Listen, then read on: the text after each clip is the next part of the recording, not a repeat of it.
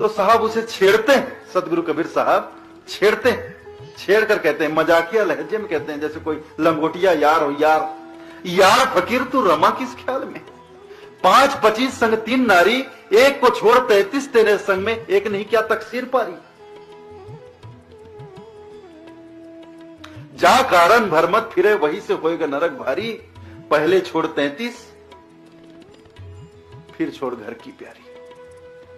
यार फकीर तू रमा, तू किस ख्याल में रमा, तू क्या सोचकर बैठा है कि एक पत्नी का, घर की नारी का त्याग कर दिया तो तू बैरागी हो गया, फकीर हो गया। एक को तो छोड़ दिया लेकिन 33 तो लिए बैठे, 30 तो तू लिए बैठे। 5 तत्व 25 प्रकृति और 3 नारियां, एक नारी का तो त्याग कर दिया, पत्नी का त्याग कर दिया, लेकिन 33 नारी को तो तू साथ लिए फिर रहा है। तो ये क्या त्याग हुआ, कैसे तू बैरागी हुआ, कैसे तू फकीर हुआ। यार फकीर तू रमा, तू किस भूल में पड़ा है, तू किस भ्रम में पड़ा कि एक पत्नी को छोड़कर मैं बैरागी हो गया, त्यागी हो गया। एक पत्नी को तो छोड़ दिया लेकिन 33 तो लिए फिर रहा है मेरे भाई।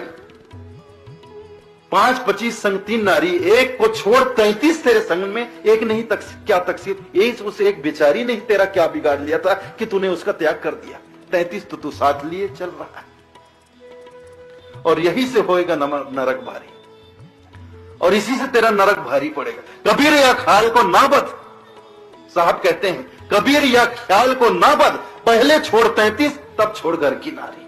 अगर छोड़ना ही है तो पहले जो 33 लिए तू घूम रहा है उसको छोड़, उसके बाद भले तू अपने घर की पत्नी को छोड़ देना। तो 5-25 संग 3 नारी, ये 5 तत्वों से शरीर बना है, और 5 तत्व की 25 प्रकृति, 5 और 25 हो गए 30, और ये 3 नारियां हो गए 33।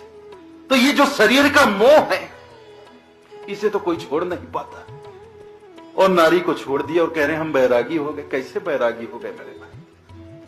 तो किसी संत ने, किसी महापुरुष ने नहीं कहा है कि घर का त्याग करो, कि बाल बच्चों का त्याग करो, कुटुंब परिवार का त्याग। कहा गया है जरूर, क्या कहा गया, काम का त्याग करो, क्रोध का त्याग करो, जो मन के विकार हैं उनका त्याग करो। बाल बच्चों ने क्या बिगाड़ा है, लेकिन हम उल्टा करते हैं। कहा जाता है काम का त्याग करो, हम पत्नी को छोड़कर चले जाते हैं, पत्नी को छोड़कर चले गए, काम को नहीं छोड़ा। देखो समझने वाली बात, समझो आप, पत्नी का त्याग किया है, काम का त्याग नहीं किया। पत्नी को छोड़कर निकले और काम को अपने साथ ले चले। काम को कहां छोड़ा, काम कोई वस्तु है कि घर की किसी अलमारी में रखी है कि संदूक में रखा, कि घर छोड़कर, पत्नी को छोड़कर निकले तो काम भी वहीं छूट गया।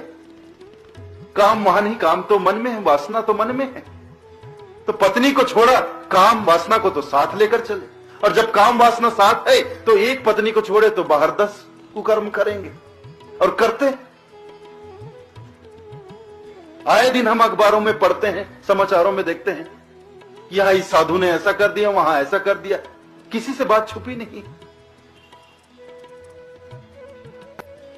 क्रोध तजने को कहा जाता है। संतों के अंदर भी देखो कितना क्रोध होता है। दुर्वासा ऋषि जो थे वो क्रोध के नाम से ही प्रसिद्ध थे, और देखो साधु संतों में भी कितना क्रोध होता है। परशुराम ने कितने करोड़ क्षत्रियों का कत्ल कर दिया। चलो किसी क्षत्रिय ने 2-4 कुछ ने गलती की होगी, इसका मतलब ये थोड़ी कि सबने गलती की। भाई ऐसा थोड़ी था कि मंडला का एक आदमी कोई गलती कर दे तो मंडला में रहने वाले तमाम लोगों को सजा दी जाए, लेकिन परशुराम ने उड़ा दिया फरसे से, लाखों करोड़ों क्षत्रियों को कत्ल कर दिया। तो क्रोध में ही तो किया है, संत रूप में, लेकिन क्रोध भरा है। कहां छूटा क्रोध।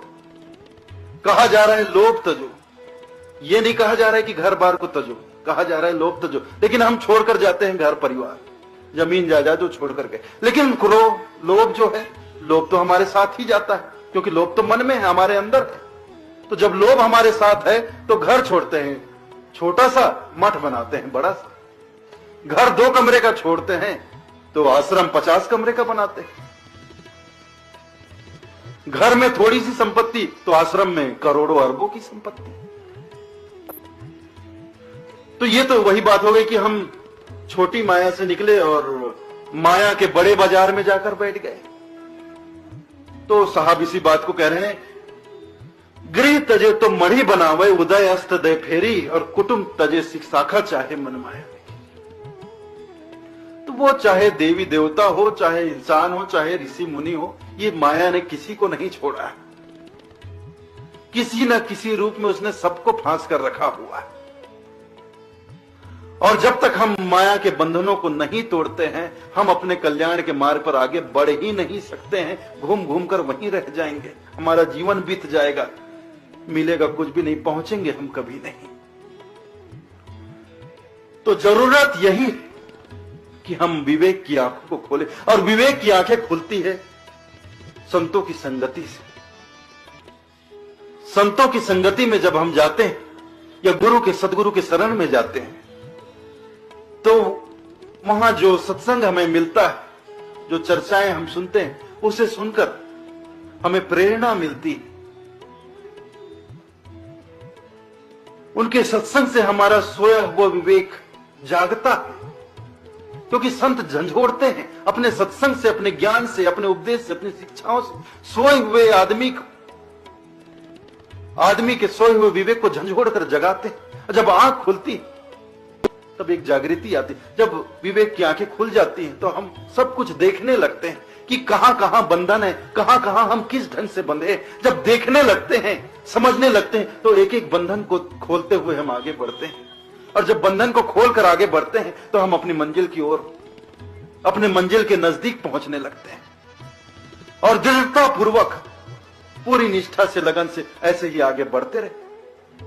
संतों के साथ गुरु के शरणागत होकर, सदगुरु के शरण में आकर, उनकी शिक्षाओं को ग्रहण करके, उसका पालन करते हुए दृढ़ता के साथ आगे बढ़ते रहे और माया के एक एक बंधन को तोड़ते हुए आगे चलते रहे। तो आखिर में एक दिन हम अपने मंजिल पर पहुंच ही जाते हैं। तो लगन चाहिए, लगन, इस तरह की लगन हो। एक तो जागृति चाहिए कि इस तरह के सत्संग में आकर संतों के दर्शन और सत्संग को प्राप्त करके अपने विवेक को जगाएं और गुरु के शरण में, सदगुरु के शरण में जाकर उनके बतलाए हुए मार्ग पर दृढ़ता पूर्वक आगे चलते हुए